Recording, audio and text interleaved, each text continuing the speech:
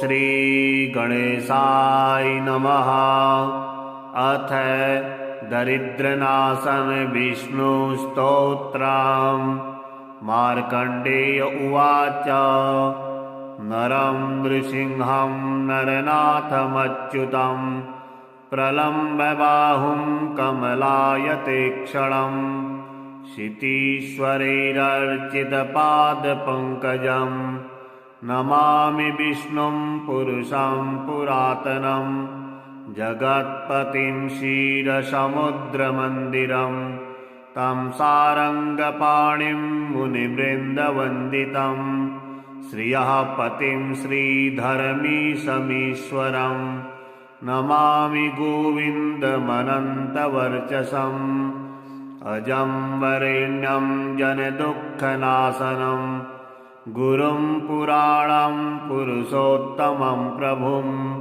सहस्रसूर्याद्युतिमनन्तमच्युतं नमामि भक्त्या हरिमाद्यमाधवम्। पुरस्कृतं पुण्यवतां परां गतिं क्षितीश्वरं लोकपतिं प्रजापतिं। परम्पराणामपि कारणं हरिं नमामि लोकत्रयकर्मसाक्षिणं। भोगे त्वनन्तस्य पयोदधौ सुरः पुरा हि सेति भगवाननादिकृत्। शिरोदवीचिकणिकाम्बुनोक्षितं तं श्रीनिवासं प्रणतोऽस्मि केशवम्।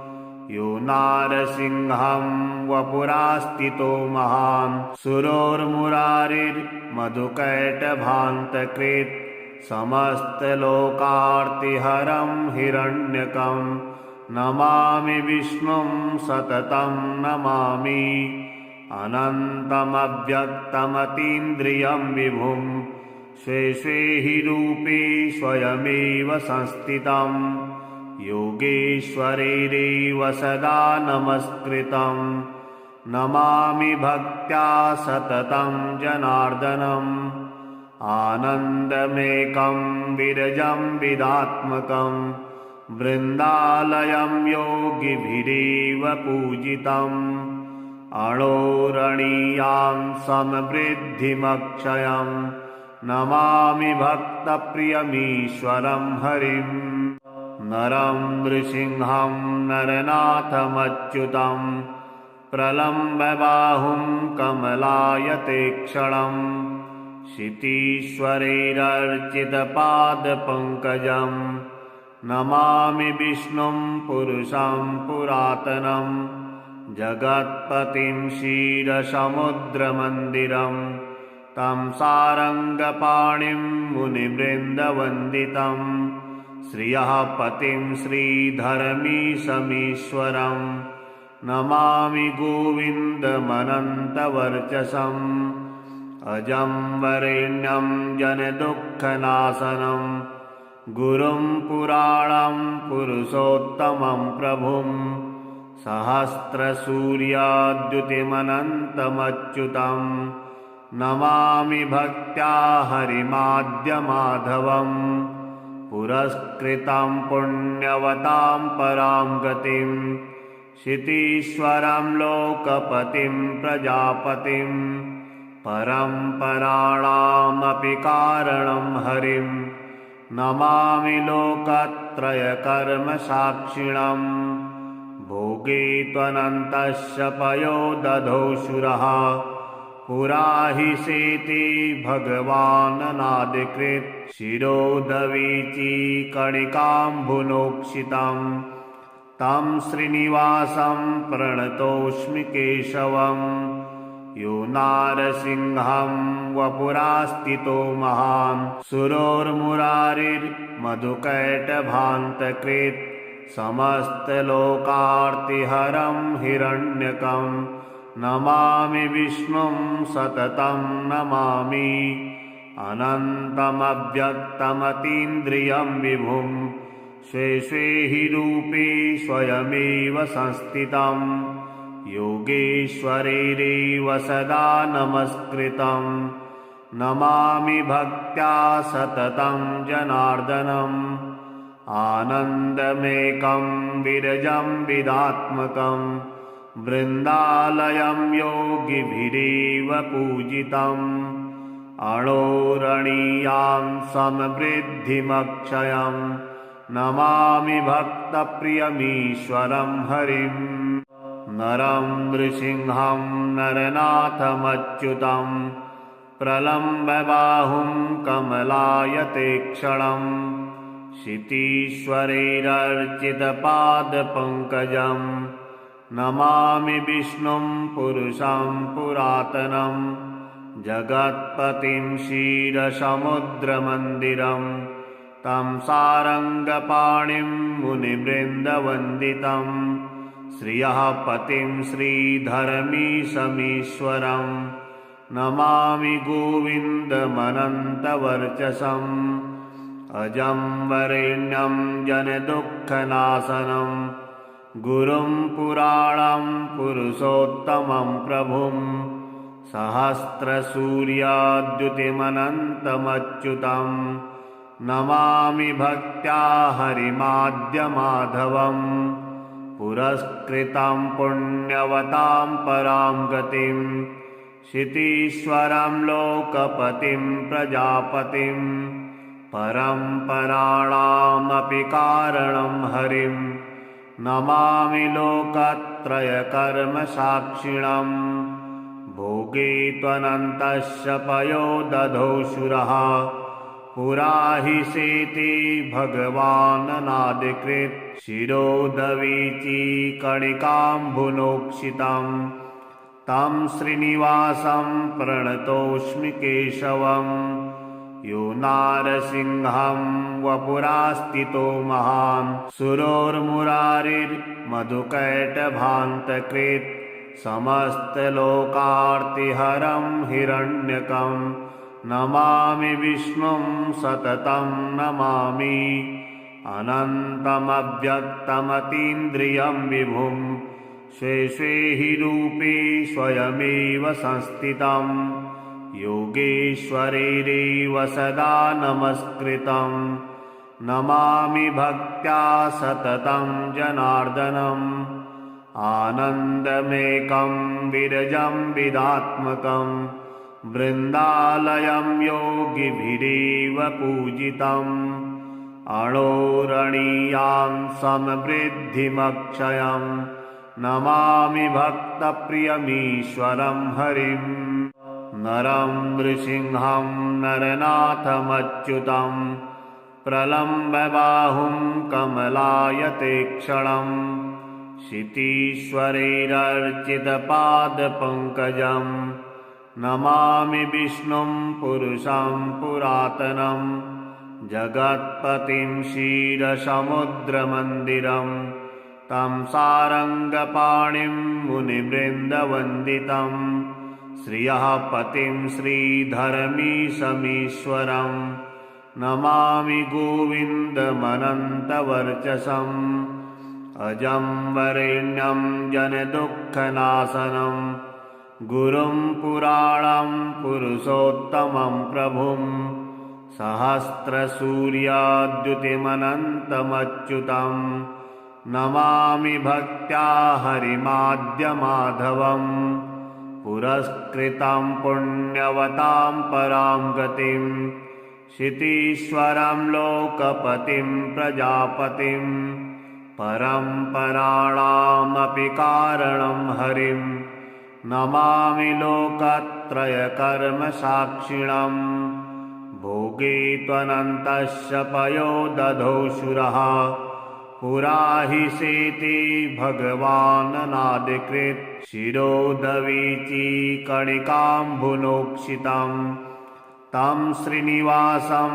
प्रणतोऽस्मि केशवं यो नारसिंहं वपुरास्थितो महान् सुरोर्मुरारिर्मधुकैटभान्तकृत् समस्तलोकार्तिहरं हिरण्यकं नमामि विष्णुं सततं नमामि अनन्तमव्यक्तमतीन्द्रियं विभुं स्वे स्वे हि रूपे स्वयमेव संस्थितं योगेश्वरैरेव सदा नमस्कृतं नमामि भक्त्या सततं जनार्दनम् आनन्दमेकं विरजं विदात्मकं वृन्दालयं योगिभिरेव पूजितम् अणोरणीयां समवृद्धिमक्षयं नमामि भक्तप्रियमीश्वरं हरिं नरं नृसिंहं नरनाथमच्युतं प्रलम्बबाहुं कमलायतेक्षणम् क्षितीश्वरैरर्चितपादपङ्कजं नमामि विष्णुं पुरुषं पुरातनं जगत्पतिं क्षीरसमुद्रमन्दिरं तं सारङ्गपाणिं मुनिवृन्दवन्दितं श्रियः पतिं श्रीधरमीशमीश्वरं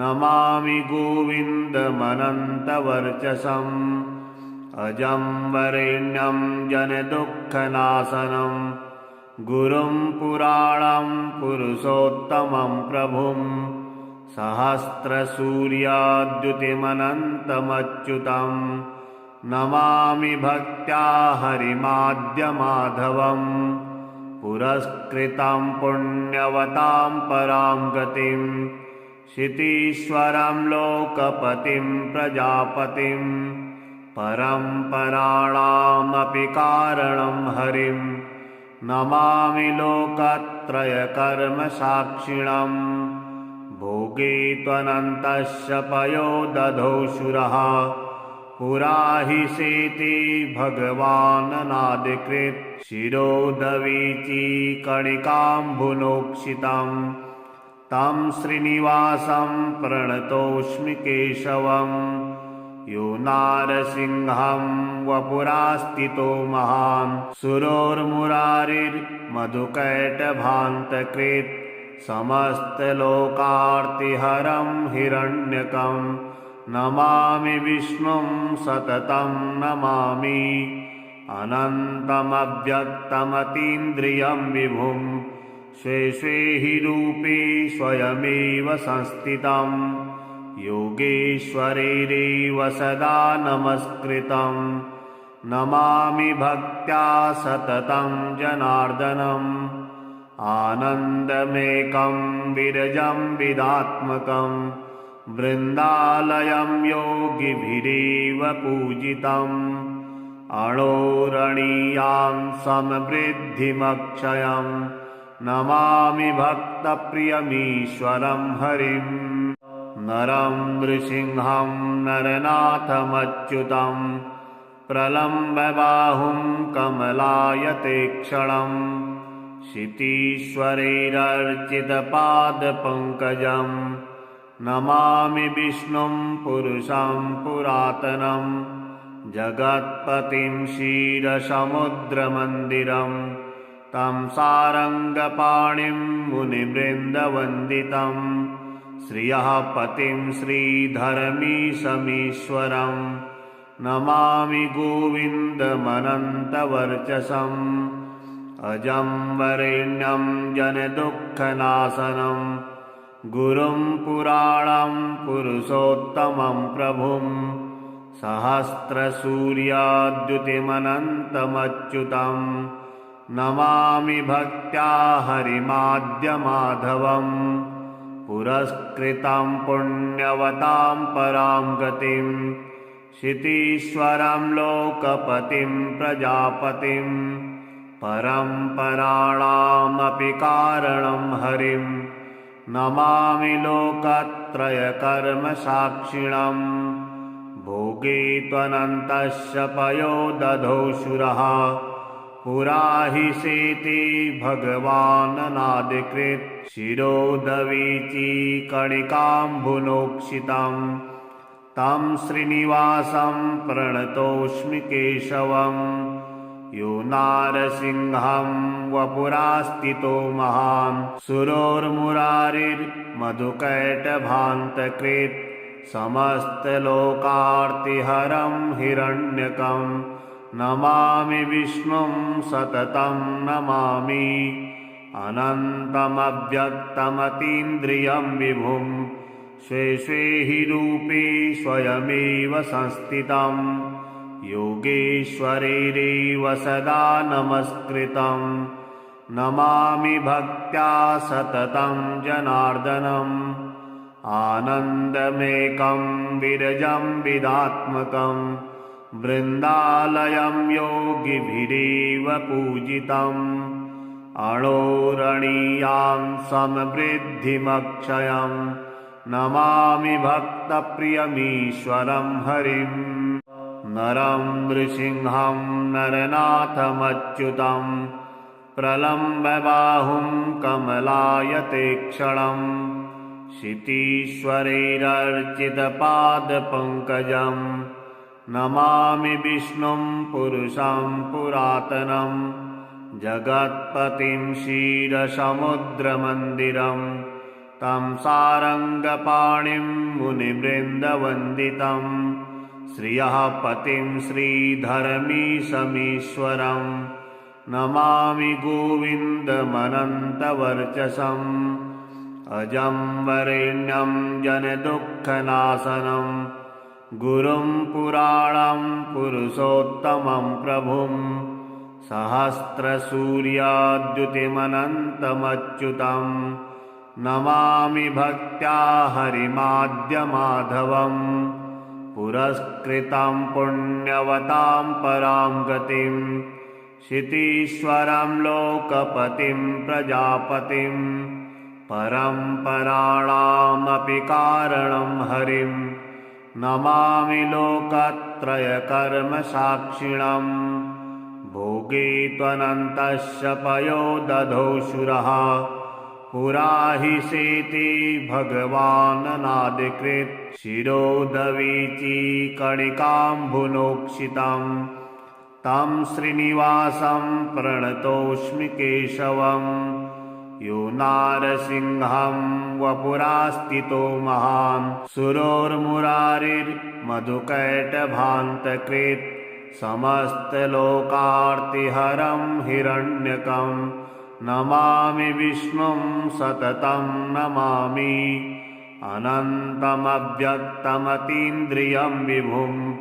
स्वे स्वे हि रूपे स्वयमेव संस्थितं योगेश्वरैरेव सदा नमस्कृतं नमामि भक्त्या सततं जनार्दनम् आनन्दमेकं विरजं विदात्मकं वृन्दालयं योगिभिरेव पूजितम् अणोरणीयां समवृद्धिमक्षयं नमामि भक्तप्रियमीश्वरं हरिं नरं नृसिंहं नरनाथमच्युतं प्रलम्बबाहुं कमलायते क्षणं क्षितीश्वरैरर्चितपादपङ्कजं नमामि विष्णुं पुरुषं पुरातनं जगत्पतिं क्षीरसमुद्रमन्दिरं तं सारङ्गपाणिं मुनिवृन्दवन्दितं श्रियः पतिं श्रीधरमीशमीश्वरं नमामि गोविन्दमनन्तवर्चसम् अजं वरेण्यं जनदुःखनाशनं गुरुं पुराणं पुरुषोत्तमं प्रभुं सहस्रसूर्याद्युतिमनन्तमच्युतं नमामि भक्त्या हरिमाद्यमाधवं पुरस्कृतं पुण्यवतां परां गतिं क्षितीश्वरं लोकपतिं प्रजापतिं परम्पराणामपि कारणं हरिं नमामि लोकत्रयकर्मसाक्षिणं भोगे त्वनन्तस्य पयोदधौ शूरः पुरा हि सेति भगवाननादिकृत् शिरोदवीचीकणिकाम्बुनोक्षितं तं श्रीनिवासं प्रणतोऽस्मि केशवम् यो नारसिंहं वपुरास्थितो महान् सुरोर्मुरारिर्मधुकैटभान्तकृत् समस्तलोकार्तिहरं हिरण्यकं नमामि विष्णुं सततं नमामि अनन्तमव्यक्तमतीन्द्रियं विभुं स्वे स्वे हि रूपे स्वयमेव संस्थितं योगेश्वरैरेव सदा नमस्कृतं नमामि भक्त्या सततं जनार्दनम् आनन्दमेकं विरजं विदात्मकं वृन्दालयं योगिभिरेव पूजितम् अणोरणीयां समवृद्धिमक्षयं नमामि भक्तप्रियमीश्वरं हरिं नरं नृसिंहं नरनाथमच्युतं प्रलम्बबाहुं कमलायतेक्षणं क्षितीश्वरैरर्चितपादपङ्कजं नमामि विष्णुं पुरुषं पुरातनं जगत्पतिं क्षीरसमुद्रमन्दिरं तं सारङ्गपाणिं मुनिवृन्दवन्दितं श्रियः पतिं श्रीधरमीशमीश्वरं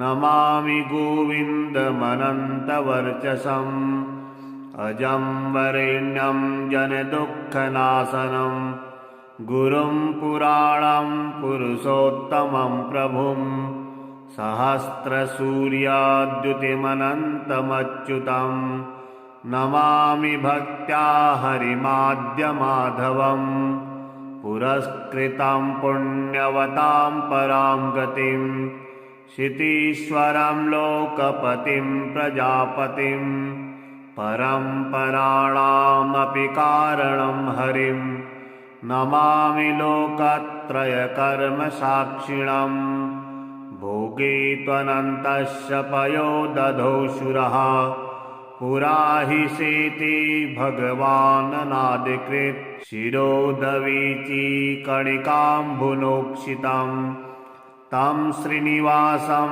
प्रणतोऽस्मि केशवम् यो नारसिंहं वपुरास्थितो महान् सुरोर्मुरारिर्मधुकैटभान्तकृत् समस्तलोकार्तिहरं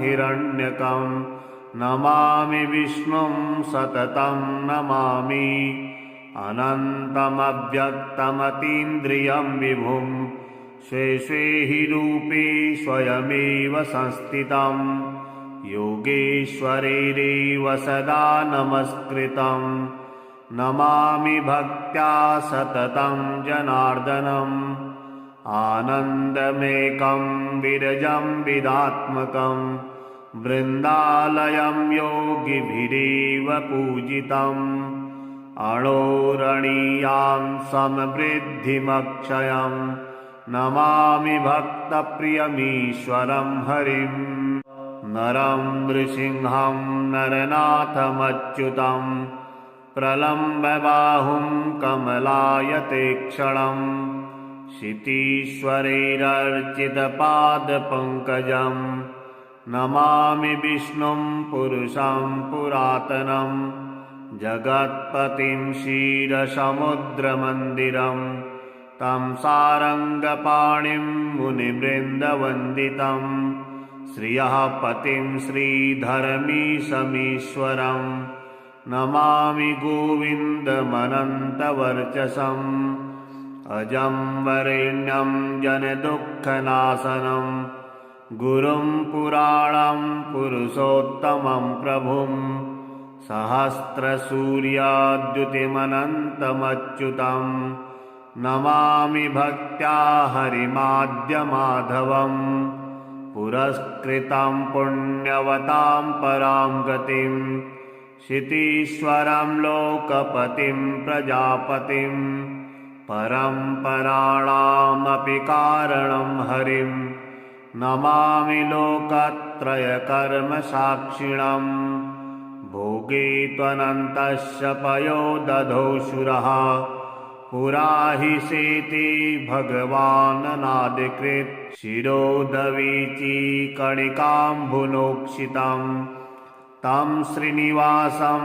प्रणतोऽस्मि केशवम् यो नारसिंहं वपुरास्थितो महान् सुरोर्मुरारिर्मधुकैटभान्तकृत् समस्तलोकार्तिहरं हिरण्यकं नमामि विष्णुं सततं नमामि अनन्तमव्यक्तमतीन्द्रियं विभुं स्वे स्वे हि रूपे स्वयमेव संस्थितं योगेश्वरैरेव सदा नमस्कृतं नमामि भक्त्या सततं जनार्दनम् आनन्दमेकं विरजं विदात्मकं वृन्दालयं योगिभिरेव पूजितम् अणोरणीयां समवृद्धिमक्षयं नमामि भक्तप्रियमीश्वरं हरिम्